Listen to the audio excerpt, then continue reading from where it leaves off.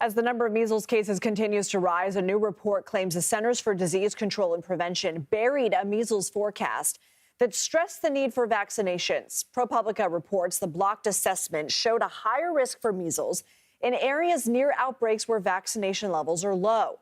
In a statement to ProPublica, a CDC spokesperson said the agency did not release the assessment because it was information already known to the public. It also noted that vaccines were the best way to prevent measles. However, the statement went on to say, quote, "The decision to vaccinate is a personal one.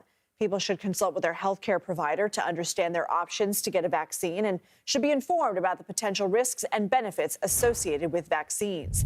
The agency now reports 483 confirmed measles cases across 19 states.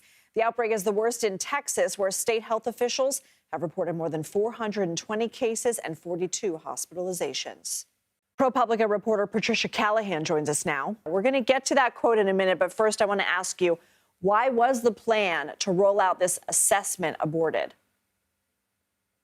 Well, the CDC is saying it was because, the public already knows this. But in the past, the CDC has always communicated with the public about what their risk is, and done so in a very very forceful way, saying, hey, if you're in an area where vaccine rates are lagging, there's a high risk that you might get measles. And so therefore, you should get vaccinated. And that's not what we're hearing this time around.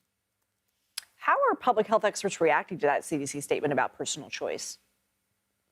Yeah, I mean, in the past, the folks I talked to said they're making it sound like it's a coin toss. That's what the director of the pandemic center at Brown told me. And in the past, the CDC didn't mince words on vaccines. They talked about vaccinating with confidence, and they have a website that tells doctors, like, instead of saying, what do you want to do about shots? Say, your child needs 3 shots today, right? It wasn't this sort of, think about, maybe it's your personal choice, and talk about the risks. And so, in an active outbreak like this, the messaging really has shifted in a way that makes people wonder if the CDC is getting in line behind Secretary Kennedy, who has in the past been a big critic of vaccines.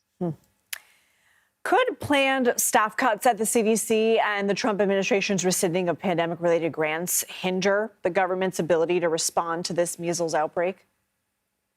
Absolutely. Many of those grants were funding, it was like $11 billion in grants.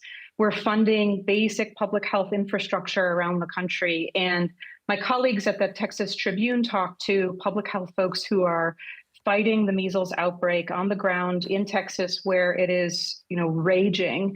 And those folks said that some of that money was helping them fund efforts to get people vaccinated, funding efforts to help people get testing, and also funding some basic lab infrastructure that was helping support measles testing.